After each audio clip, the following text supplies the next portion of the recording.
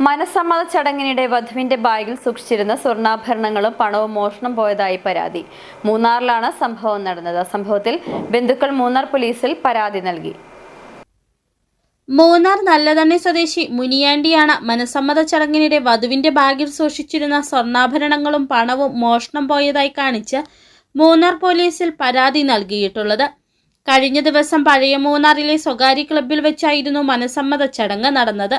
മകളുടെ പക്കലുണ്ടായിരുന്ന ബാഗിൽ 1 പവൻ വീതം തൂക്കമുള്ള 6 വളകളും 1 ലക്ഷത്തിലധികം രൂപയും ഉണ്ടായിരുന്നു. ചടങ്ങ് ആരംഭിക്കുന്നതിന് മുമ്പ് വളകൾ ധരിക്കാനായി എടുക്കുന്നതിനിടയിലാണ് 2 വളകളും 500ന്റെ നോട്ടുകളിൽ നിന്ന് 54 എണ്ണവും നഷ്ടപ്പെട്ട കാര്യം തിരിച്ചറിയുന്നത്. ഉടൻ ബന്ധുക്കൾ മുറിയിൽ പരിശോധന നടത്തിയെങ്കിലും ഇവ കണ്ടെത്താനായില്ല. ചടങ്ങിന് ശേഷം മുനിയാണ്ടി മൂന്നാർ പോലീസിൽ പരാതി നൽകി. കേസെടുത്ത പോലീസ് നിരീക്ഷണ ക്യാമറ ദൃശ്യങ്ങൾ ഉൾപ്പെടെ പരിശോധിച്ച് അന്വേഷണം ഊർജിതമാക്കി. City vision, Munnar.